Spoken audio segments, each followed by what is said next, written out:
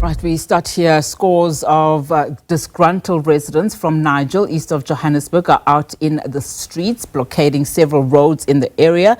This comes as they claim that the Alra Park Primary School is not safe for learners. Residents say the school is dilapidated and not in a good condition for learners.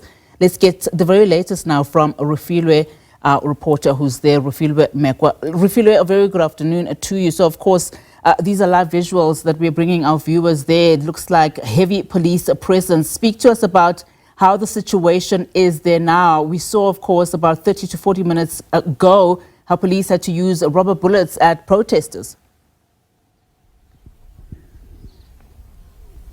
Good afternoon, Unati, and good afternoon to all our viewers at home. The situation is still volatile and tense. As you can see, the street also being barricaded with traces of bent tires as well as stones. And up there, our viewers can also see some residents who are just, watching over. And of course, there is also police contingency there, trying to monitor the situation, Unati. But with me right now is one of the community representative who has been trying to help the local children in terms of food and provide academic activities at his center while the school is not operating for the past 3 weeks. And he is Mr. Farid Mohammed. Mr. Mohammed, if you can just tell us, why did you decide to assist these learners in terms of food and for them to do their assignments at your center?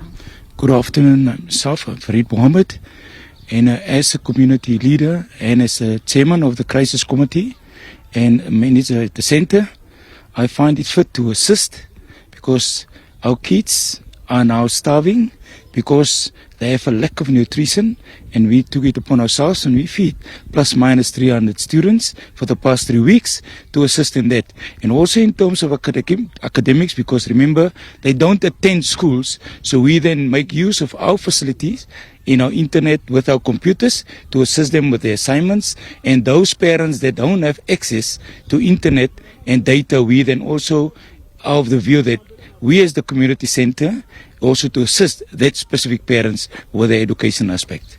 As you're trying to stabilize the situation, how do you think we can actually even calm this current volatile situation?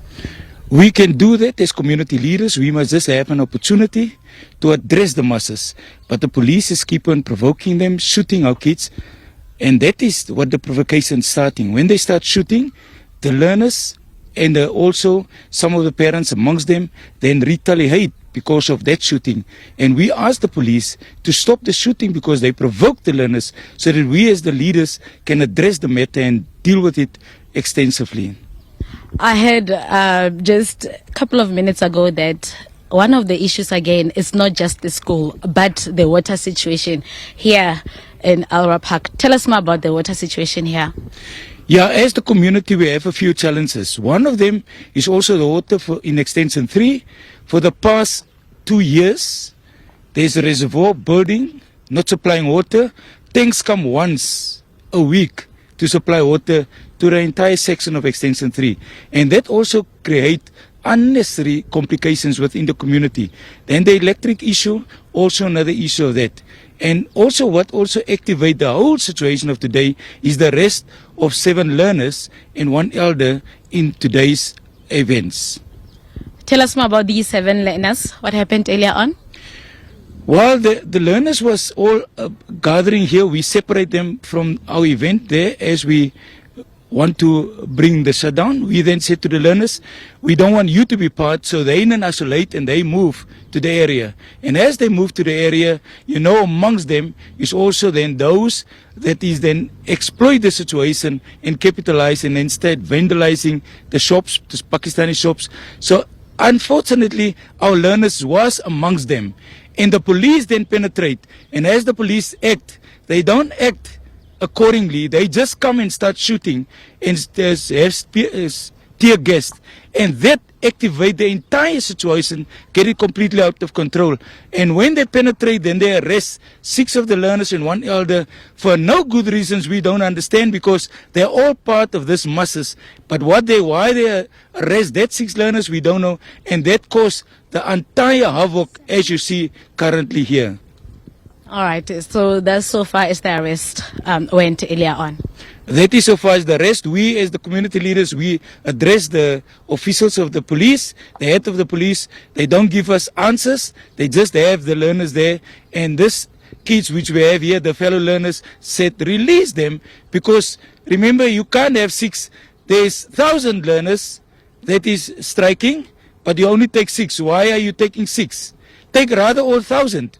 You can't take 6 and select them. And that is the anger. And that anger is now burst into unnecessary havoc and completely disorder. And we don't have an opportunity to address them because the police keep on shooting on our learners.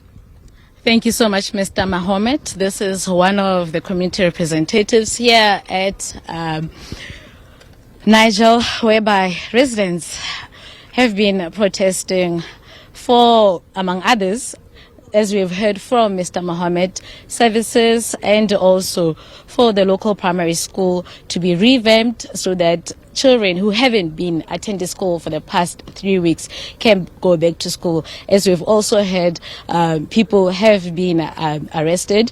We will have to try to get comment from the police in terms of the arrests and how many are they. And of course, Mr. Mohammed, emphasizing that also those arrests made these residents retaliate, saying that why take 7, then take us all if you're going to arrest. Unati, the situation is still volatile, I must say. The other side of this area, police are still firing shots. More police are going that side. They didn't allow us to go through. We wanted to go that other side with my colleague. However, we will find means of, trying to get a way of to see what could be transpiring the other side. Right now, more police are, walking down, coming down, armed, as one can see, and they are going where these protesters are on the other side, whereby they've been throwing stones. And Unati, I guess then we will be keeping our viewers updated as the day goes by. Is back to you in studio. Refilwe, very quickly before I let you go, we are going to be speaking to the Department of Education in Gauteng. I want to get an understanding what residents are aggrieved by in terms of what the spokesperson said.